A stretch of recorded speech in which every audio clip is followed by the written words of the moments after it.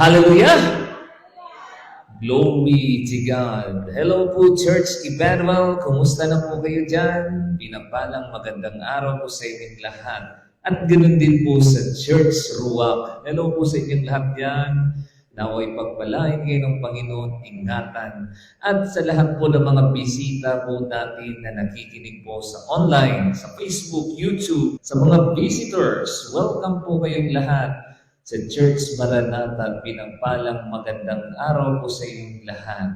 At Church Maranatha, Ruach, Emmanuel, pwede po ba nating batiin ang bawat isa sa likod, sa katabi at sabihin, kumusta na po kayo dyan, kapatid? Kumusta na po? Hallelujah! Mabuti lang po. God is good.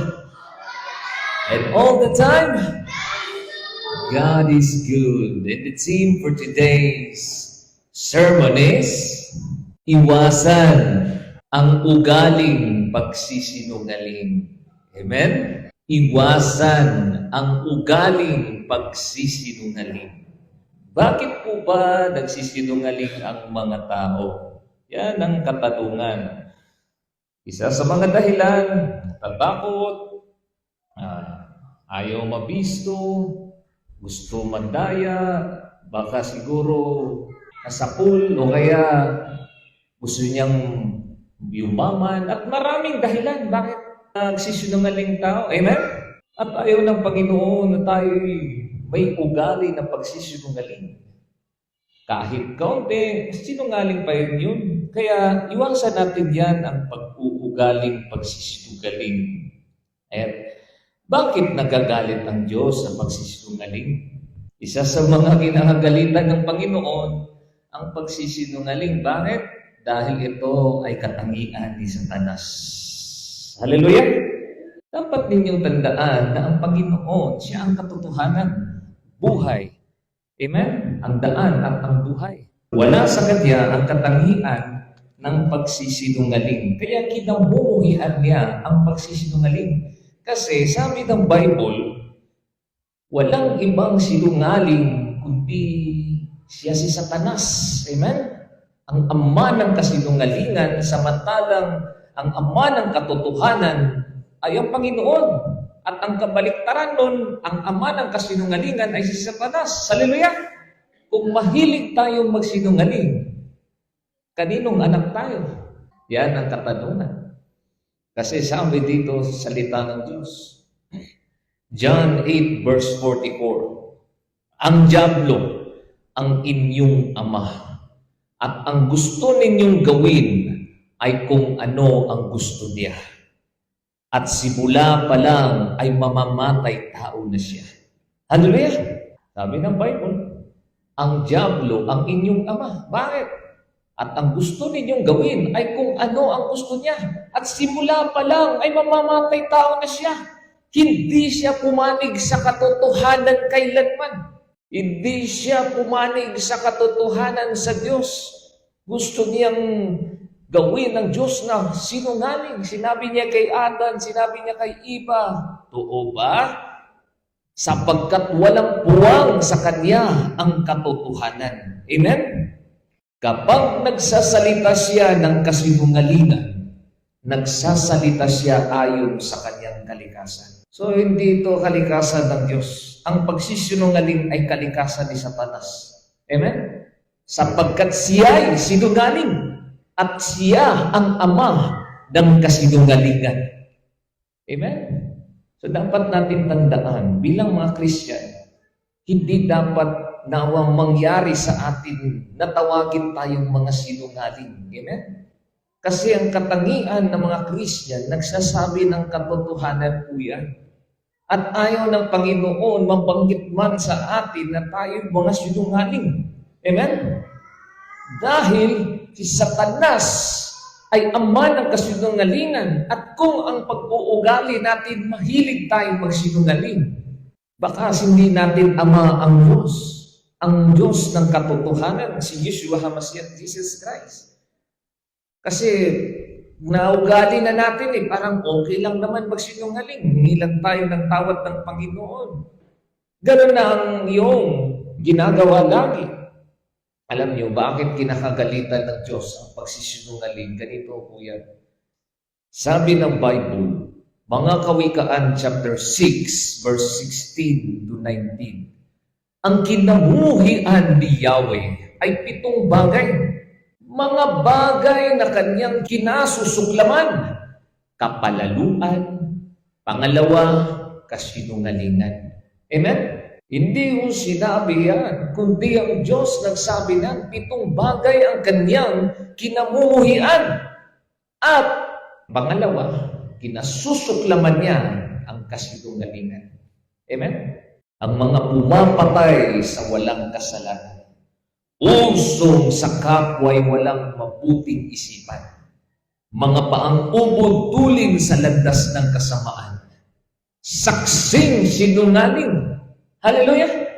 Kayo ba ay natatakot pag nagsisinungaling kayo? Check ninyo ang mga puso ninyo. Kahit sa pagsabi ng oo o hindi, at kapag tinanong ka at sinabi mo hindi, tapos nakukonvict ka ba? Nagsasalita ba ang Holy Spirit sa iyo na nagkasala ka o okay lang sa iyo? Mga kapatid, kung okay lang sa iyo yan, baka naging ugali mo na yan. Delikado yan, kapatid. Amen? Saksing sinungaling, mapaglubid na buhangin, pag-away-away ng kapwa, lagi gusto niyang gawin. Hallelujah! Kaya bilang mga Christian, sabihin na lang natin dati, kaugalian natin ang mga pagsisinungaling. Amen po ba? Dati nun, naniniwala ako dati nun, sinungaling din nung ako'y wala pang Diyos sa buhay ko. Kahit anong kuwan dyan, pwede ko ako magsinungaling kasi wala nga akong takot sa Panginoon. At kayo din dati siguro noon, makapagsinungaling kayo. Taas ang kamay kung kayo po ay naniniwala. Dati noon kayo mga sinungaling. Amen. Ang hindi tumaas ng kamay, doble na ang inyong mga kasalanan. Sinungaling kayo. Alam niyo, lahat tayo nagsinungaling. Amen? Dati yun. Dati yun, namin natin yan.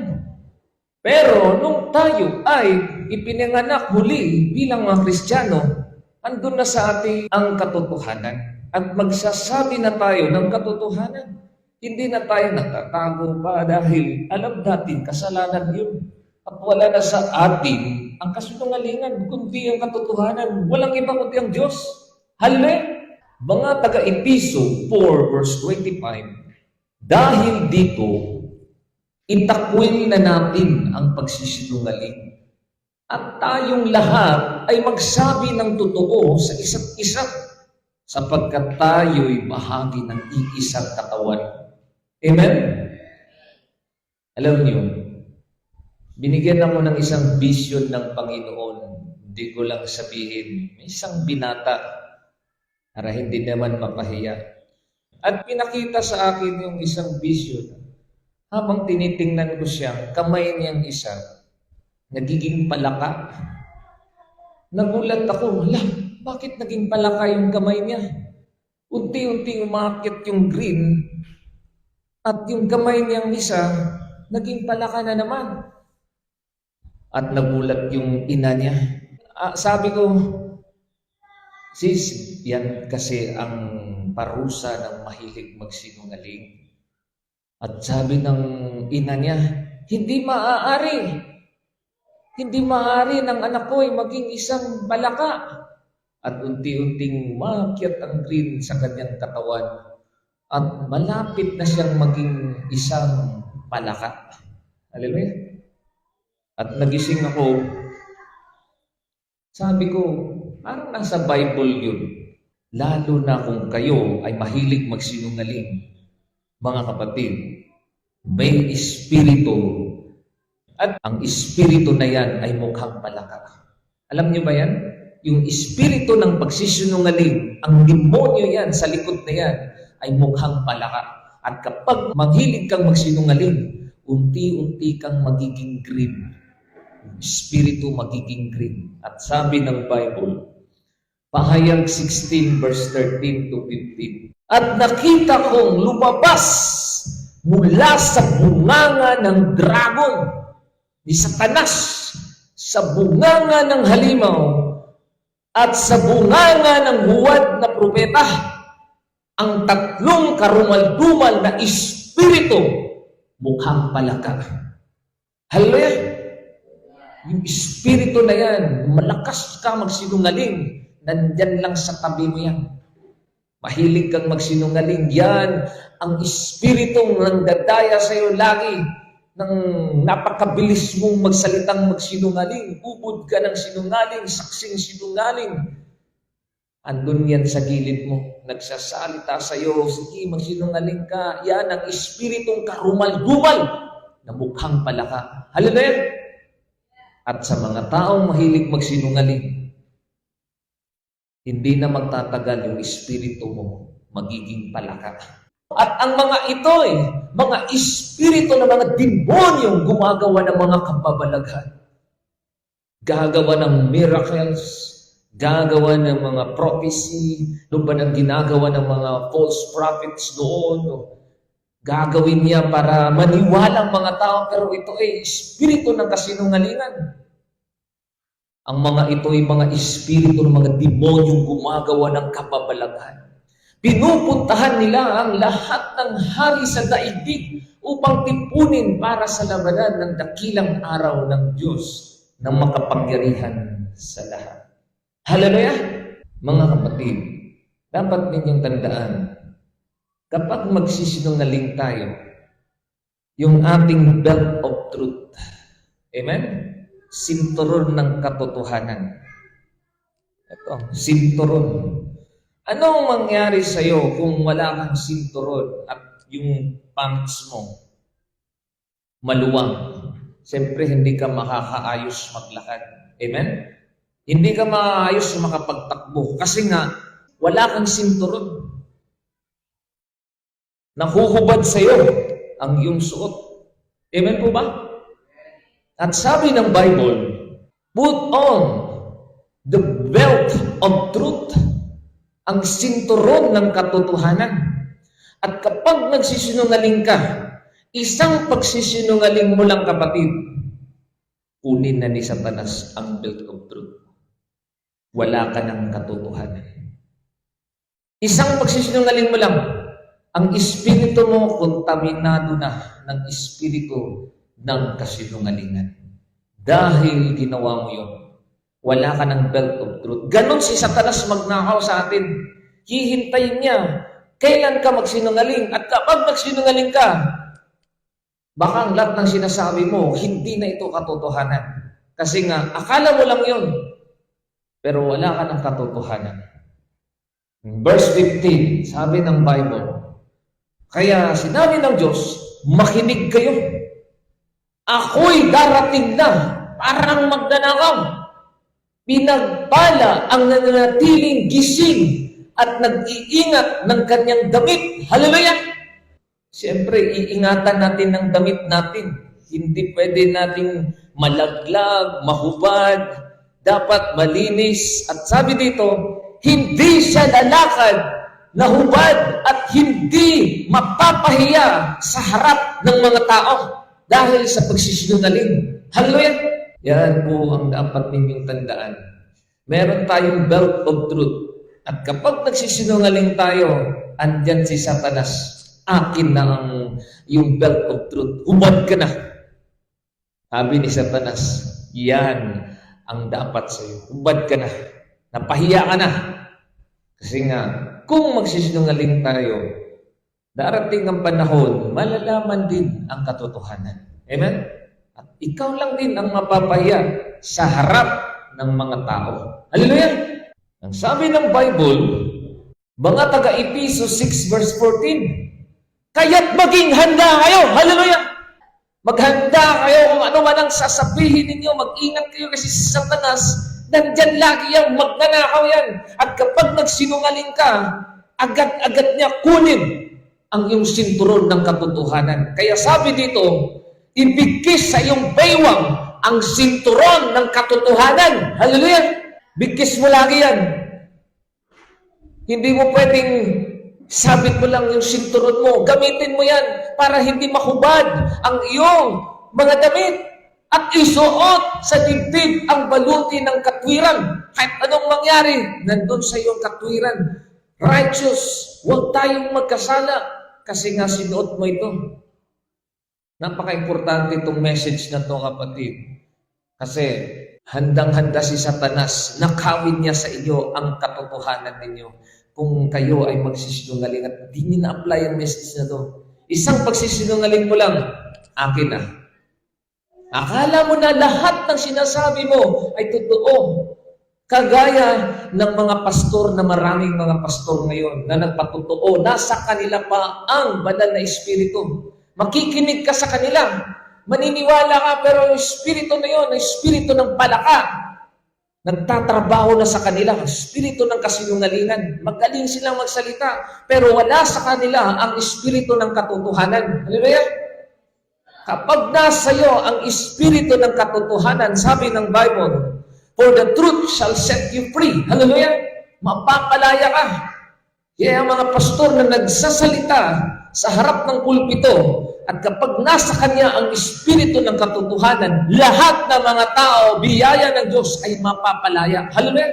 At ang mga taong nandun pa sa kanila ang espiritu ng kasinungalingan, walang mangyayari sa mga kapatid, walang mangyayari sa mga tao kasi nga, yung espiritu niya, hindi magpapalaya, hindi tutulong, nakukontaminate pa ang iba dahil sa kanilang kasinungalingan.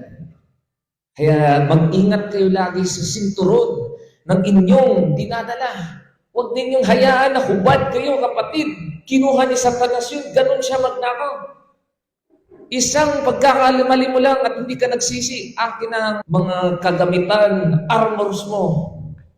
Yung Gawa, chapter 5, verse 3, 4. Kaya't sinabi ni Pedro, Ananias, bakit ka nagpadala kay Satanas? Ang espiritu ni Satanas, ang espiritu ng kasinungalingan, nagpadala ka kay Satanas at nagsinungaling ka sa Espiritu Santo. Bakit mo binawasan ang pinagbilhan mo ng lupa? Gusto mo maging mayaman? Gusto mo maging magsinungaling ka lang para maging mayaman ka? Bago mo ipagbili ang lupa, hindi ba iyo iyon? At nang maipagbili na, hindi ba iyo rin ang pinagbilhan? Bakit mo naisipang gawin iyon? Hindi ka sa taong nagsinungaling, kundi sa Diyos. Hallelujah! Nakatakot kaya yan. Minsan, hindi mo na alam. Ikaw na pala ay nadeklarang isang sinungaling sa langit. Habang naglalakad ka dito, akala mo, nandun pa sa iyo ang espiritu ng katotohanan, pero nasa iyo na ang espiritu ng kasinungalingan. Hallelujah! Ingatan po natin ang ating mga sinasabi. Matakot tayo magsinungaling sa kaunti. Kung ayaw mo nang magsinungaling, huwag ka nang magsalita kahit pilitin ka. Kasalanan bang hindi sasagot? Hindi naman siguro. Ang Diyos tinanong noon, ikaw ba ang Diyos? Sumagot pa siya? Tahimik lang siya. Minsan, kapag ayaw mo naman magsalita kasi may mga tao na matuso, gusto niyang malaman, huwag ka nang magsalita, hindi naman kasalanan. Kahit sasabihin niya sa iyo yan, hindi siya nagsabi kasi sinungaling siya eh. Iyaan mo siya. Ano ka lang, tahimik ka lang. Sa Diyos mo na lang isabi ito kung gusto mo. Kasi may mga tao na gusto niyang mapasok sa gulo, kaya gusto niyang malaman para lang itrap ka. Huwag! Hindi naman kasalanan. Hallelujah! At dapat lang ang ugali ninyo. Wala na yung dati nung mahilig magsinungaling. Iwasan na niyo yan, mga taga-Colossus 3, verse 9 to 10. Huwag kayong magsisinungaling sa isa't isa sapagkat hinubad na ninyo ang dati ninyong pagkatao, pati ang mga gawa nito. Hallelujah! Yung suot ninyo dati no, na punong-puno ng mansat dahil sa kasinungalingan, isuot ninyo ang bagong pagkatao na patuloy na nagbabago't naging kalarawan ng Diyos na lumikha sa inyo upang lalo ninyo siyang makilala. Hallelujah! Sino ba ang Diyos? Siya ang Diyos ng katotohanan. Hindi siya Diyos ng kasinungalingan. Kung tayo'y nagsisinungaling, kaninong anak tayo? Yan ang katanungan, kapatid, kung lagi tayo nagsisinungaling. Ako, minsan susuri din ako, Lord Jesus Christ, baka nadagdagan ko. Alam nyo, minsan, lalo na sa mga chismis, sa mga kwento-kwento, at ikaw ang sanhi na nagkalat nun, kung napakinggan mo yun, puntahan mo muna ang kaibigan mo. Kausapin mo siya kung totoo ito. Kasi minsan, may mga paninira lamang. At yung paninira na yun, nadagdagan pat nadagdagan at ikaw yung nag-spread ng kasinungalingan. Kaya nga nagagalit ang Diyos sa chismis kasi ang chismis minsan nadadagdagan. May point, may totoo, pero nadagdagan at nadagdagan, yun ay kasinungalingan. Amen? Kaya mas mabuti pa kung mayroon kayo napakinggan ng mga kwento-kwento, tahimik na lang. At kung maaari, kung gusto talagang malaman, kausapin mo agad yung tao na yun. Hindi mo na ikalat pa sa mga kapatid mo, kaibigan mo, kasi pag ikalat mo yun, hindi mo alam, yung tao na yun, gagamitin naman ni Satanas at ikalat naman niya sa kaibigan niya. Kung may isip talaga kayo, talagang huwag na natin gawin ito. Hallelujah! Suot natin ang bagong pagkatao natin na patuloy nagbabago at naging kalarawan ng Diyos. Upang lalo ninyo siyang makilala kasi Yeshua HaMashiach Christ ay talagang Diyos ng katotohanan. Wala sa Kanya ang kasinungalingan. Nagagalit siya, kinasusuklaman niya yung mga kasinungalingan na yan. Ganito po yan. Ang kasinungalingan ay parehas lang ng mga pumapatay ng tao. Ganon katindi ang kasinungalingan sa mata ng Diyos. Tingnan mo dito. 1 Timothy chapter 1 verse 9 to 10. Alalahanin natin, ang kautusan ay hindi ginawa para sa mabubuting tao, kundi para sa mga walang kinikilalang batas at mga kriminal. Tingnan mo, kriminal. Para sa mga hindi kumikilala sa Diyos at sa mga makasalanan. Para sa mga lapastangan sa Diyos at walang hilig sa kabanalan.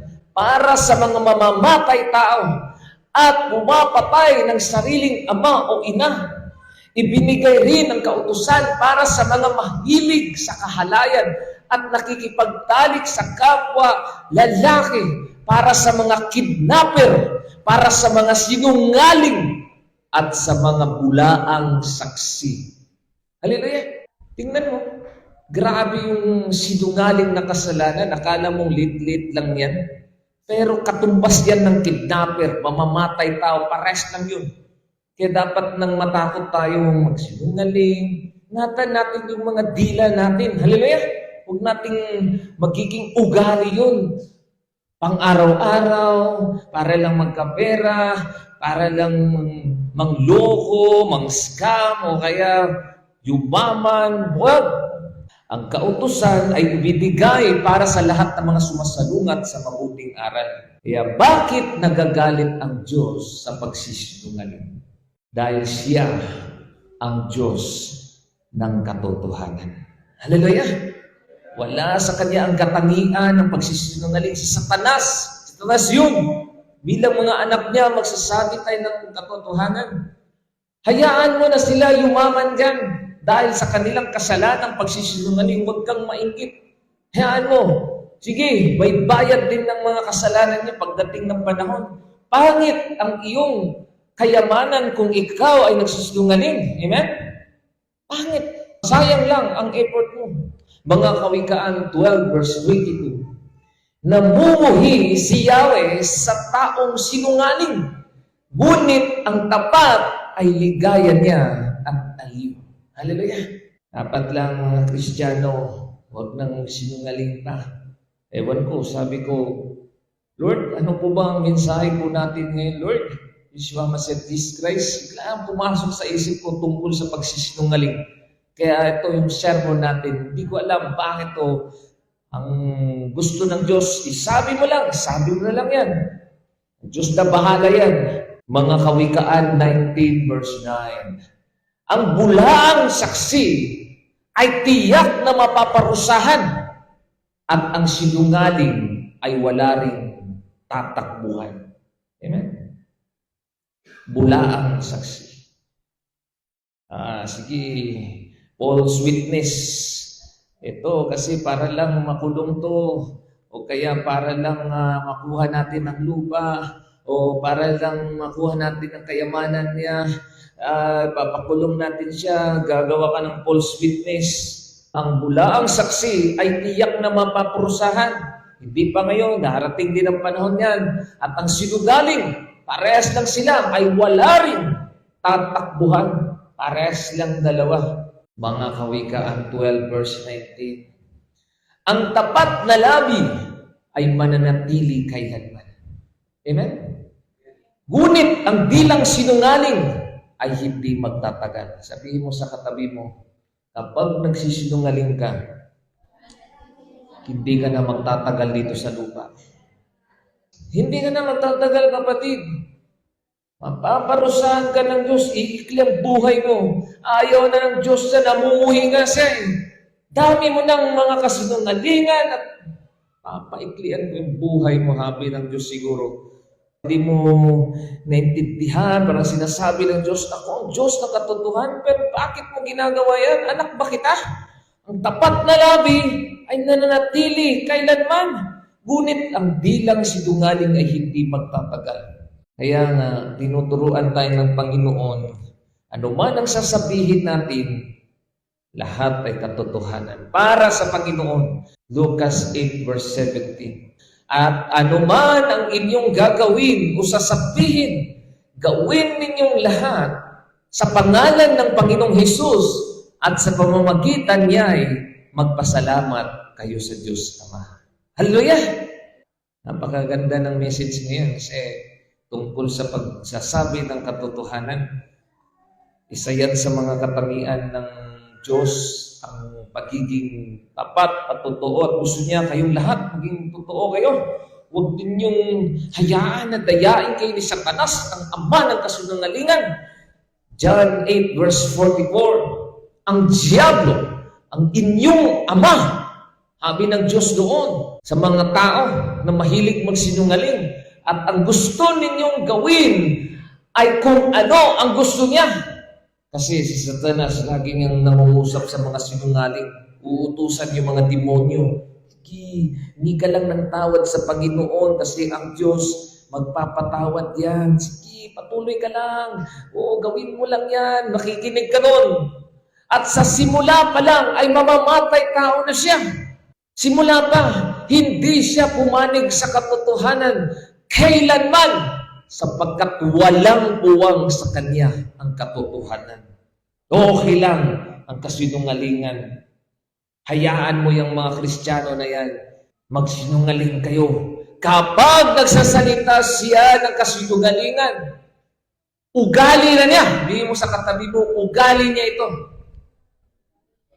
Nagsasalita siya ayon sa kanyang kalikasan sapagkat siya ay sinungaling at siya ang ama ng kasinungalingan. Katakot kaya yun. Pagdating ng hukom ng Diyos, bawat isa sa atin magbibigay sulit ayon sa ating sinasabi. At kapag hindi tayo nagsisi kung ano man ang ating ginagawa sa ating mga kapwa, at lalo tayong hindi natin nagsisi, darating ang panahon, kapatid, di ba kayo natatakot, no? Sasabihin ng Diyos, ikaw, sinungaling ka. Utos ng Diyos yan, kapatid. Hindi ba ninyo naintindihan niya? 10 Commandments, Exodus 20 verse 16. Huwag kang saksi ng walang katotohanan. Huwag kang magsinungaling laban sa iyong kapwa. Amen? Hilig kang magsinungaling, magchismis doon. Kasi sis, nakita ko siya ganito. Siguraduhin mo, nakita mo, baka hindi yun totoo. At ikaw nag-spread ng lies, nag-spread ng fake news, nag-spread ng iba't ibang mga kasinungalingan sa iba't ibang mga lugar at na-viral yun. Delikado yung kapatid. Magkaroon ka ng malaking hatol ng Diyos sa pagdating ng panahon sa iyo. Mga taga-Efeso chapter 4 verse 25, dahil dito, itakwil na natin ang pagsisinungaling. At tayong lahat ay magsabi ng totoo sa isa't isa.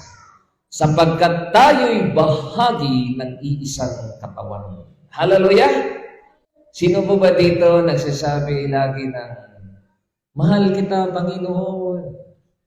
I love you, Lord.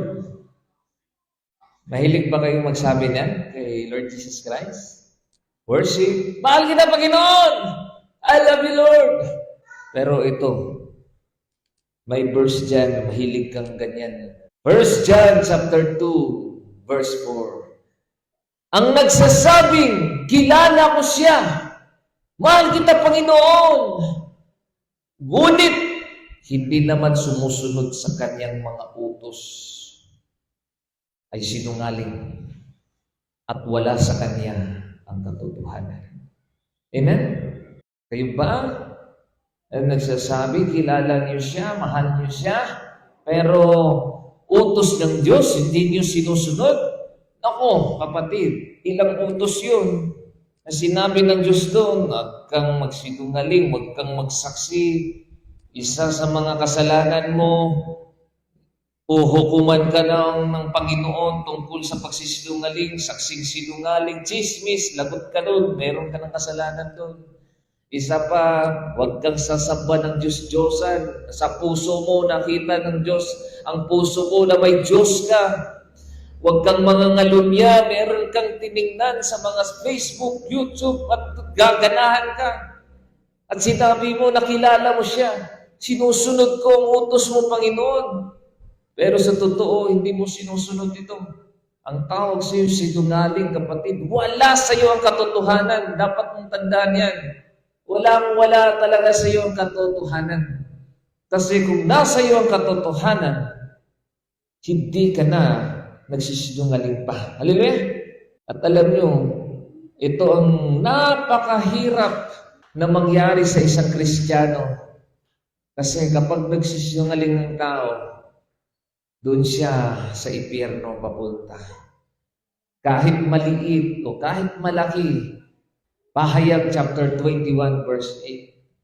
Subalit para naman sa mga duwag, mga taksil, mga gumagawa ng kasuklam-suklam na bagay, mga mamamatay tao, mga makikiapid, mga mangkukulam, mga sumasamba sa Diyos-Diyosan, at sa lahat ng mga sinungaling, maliit, malaki, kaunti, basta lahat ng sinungaling, white lie, brown lie, red lie, lahat ng mga kasinungalingan, ang sabi ng Diyos, ang magiging bahagi nila sa lawa ng nagliliyab na apoy at asupre.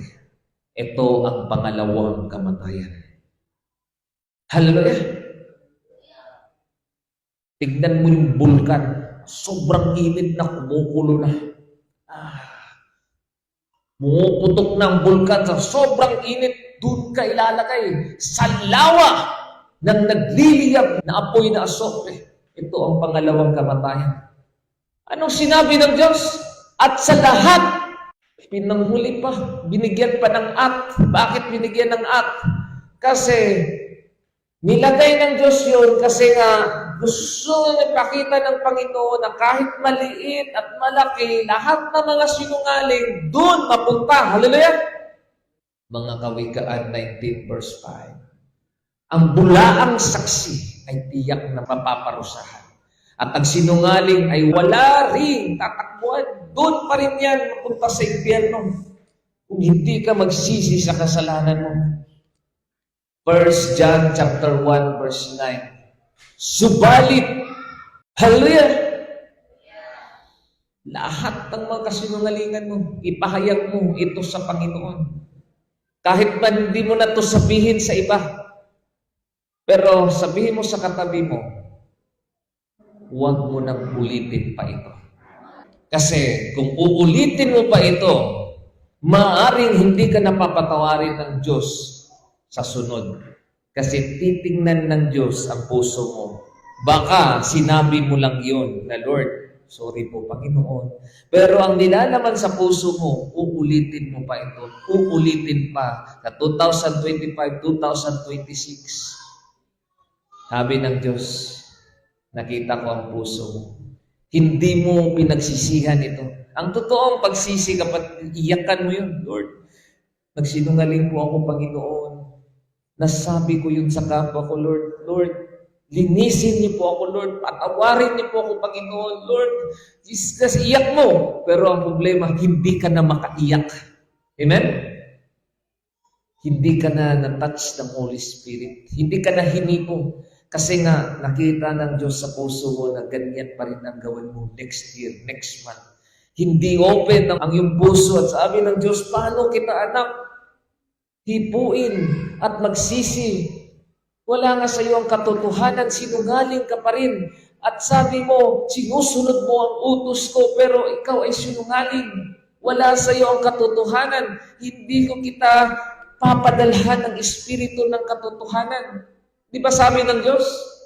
Ang Espiritu Santo ay katotohanan. Hallelujah! Ipapadala niya ang Espiritu ng katotohanan sa inyo at doon ang Espiritu ng katotohanan, magsasabi lang siya ng katotohanan sa iyo na meron kang kasalanan.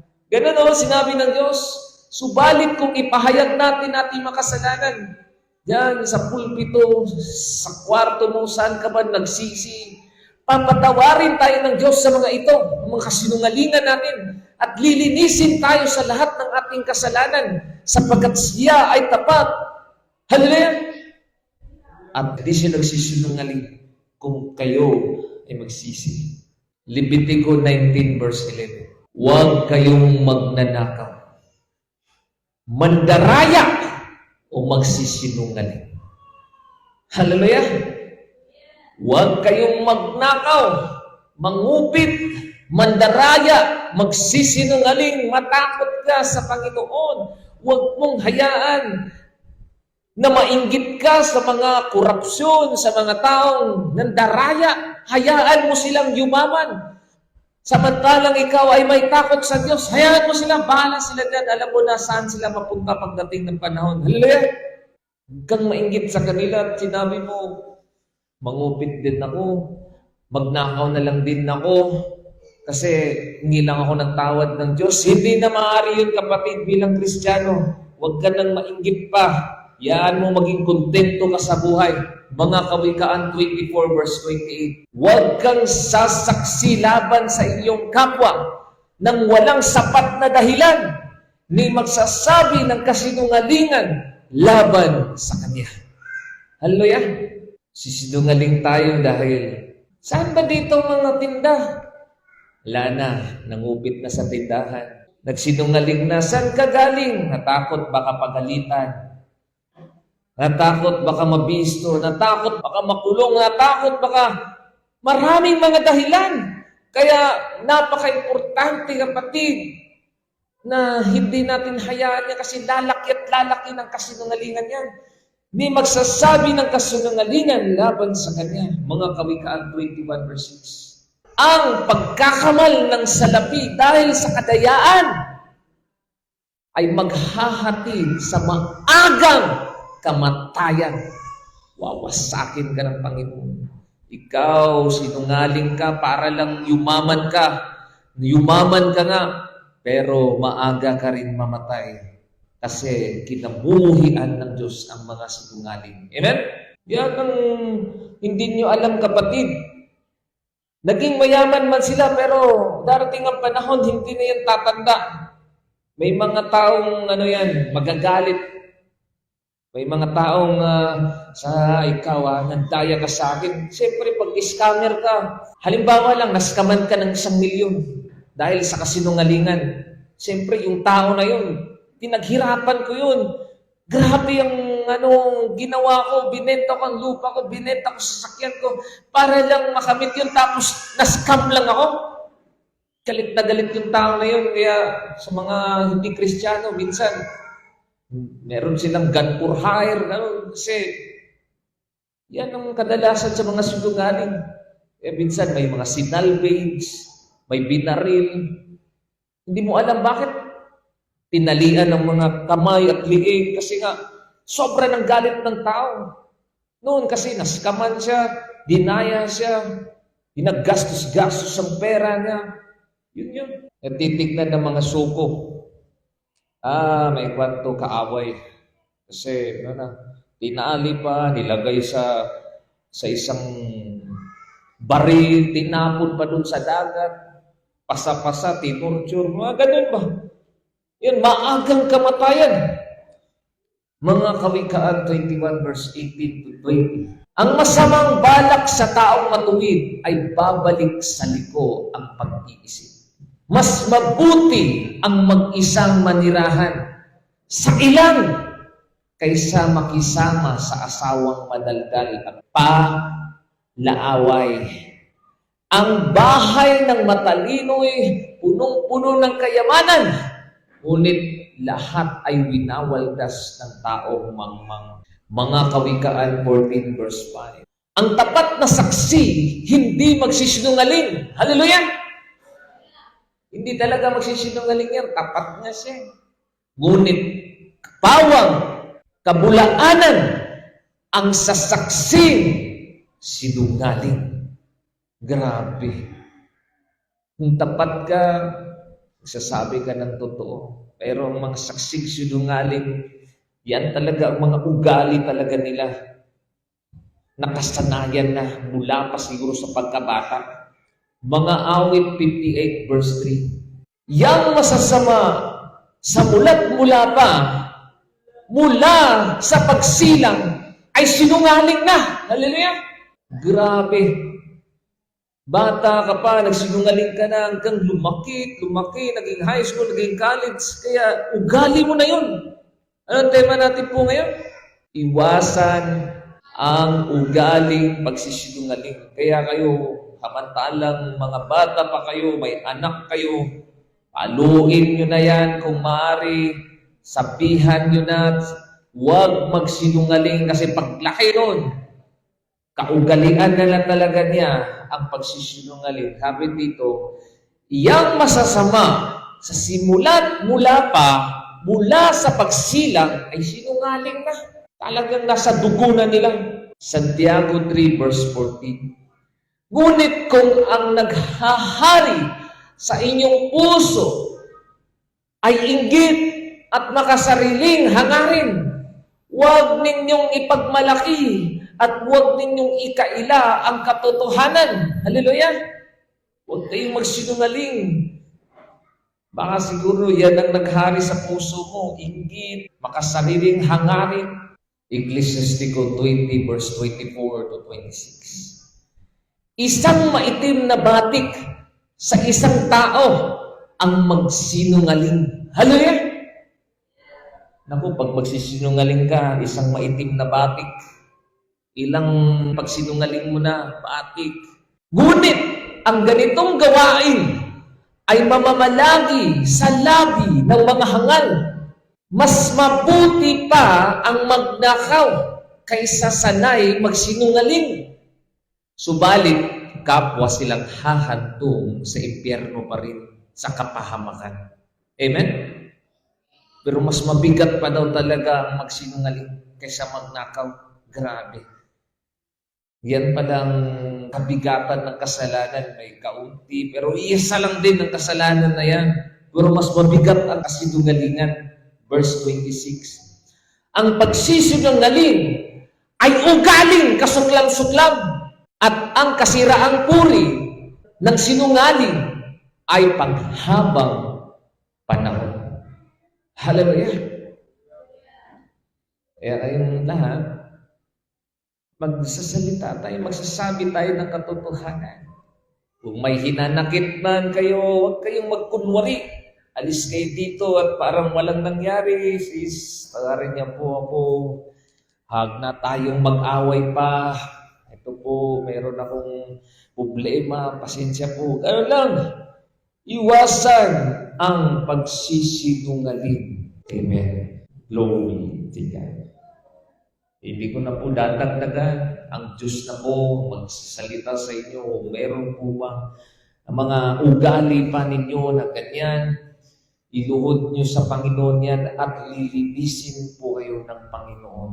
Hingi po tayo ng tawad kung may dinagdagan tayo, may chinismis tayo, may sinabi tayo sa ating kapwa. Merong mga bagay dyan na nasabi mo noon dati, hindi mo pa pinagsisihan. Higit mo ito sa Panginoon ng tawad.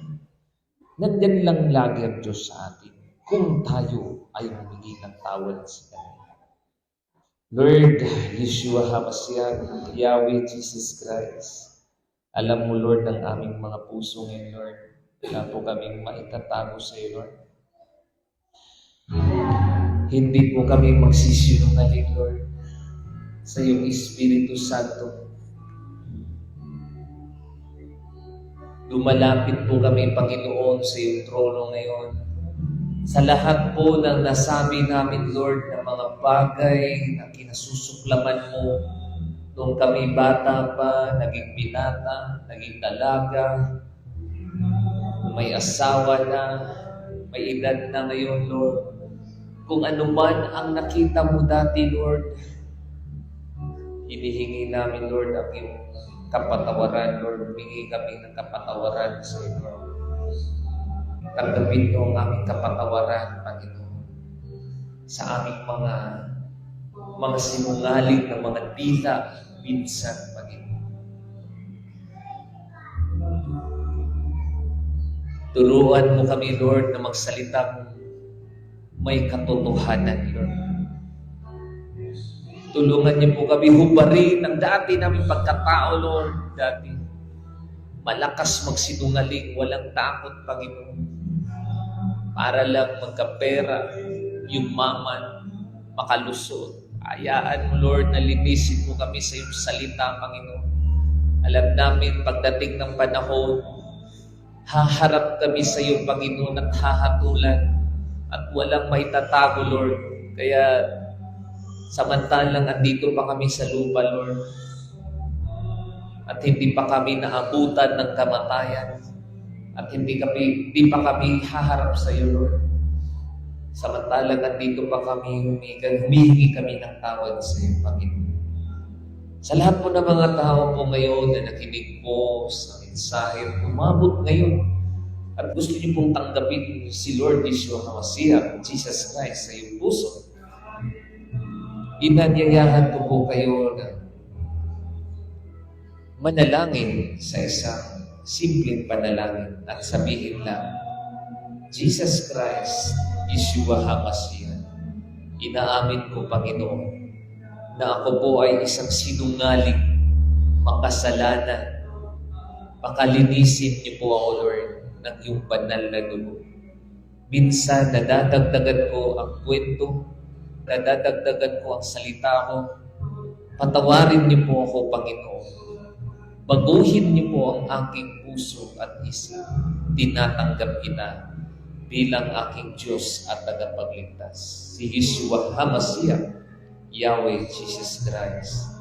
Linisin niyo po ang aking mga kasalanan, Panginoon, simula pagkabata hanggang ngayon, Lord.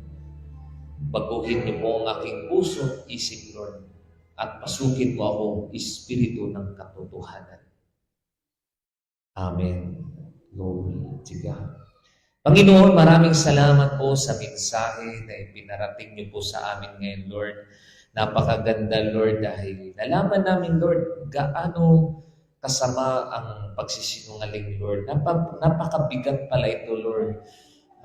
Mas mabigat pa sa pagnakaw, sa pagpatay, sa mga kidnapper. Kaya, Lord, bilang mga anak niyo po, Panginoon,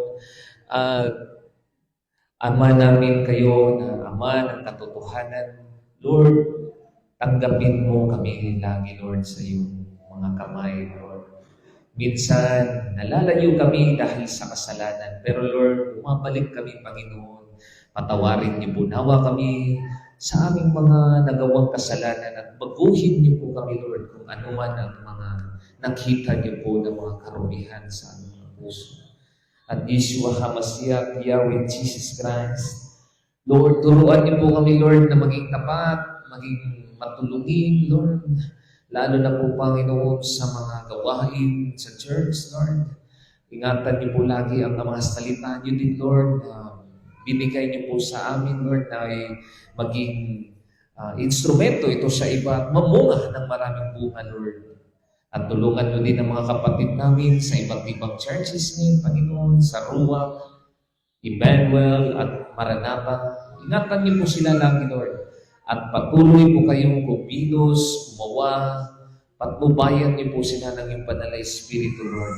At pagkaisahin mo lagi kami, Lord, na merong pag-ibig, pagtutulungan, pagkakaunawaan, at pagmamahalan, Lord. Maraming salamat po sa lahat, Panginoon, sa mga mensahe. At Lord, sa lahat po ng mga kapatid namin nakikinig po sa online, i-bless you din sila, Panginoon. Muli namin tinataas ang lahat ng ito sa pangalan lamang ni Yeshua HaMashiach, Yahweh Jesus Christ. Dahil lang po ang papuri at pasasalamat. To God be the glory. Hallelujah. Amen. Hallelujah. Glory to God. Salamat po sa Panginoon.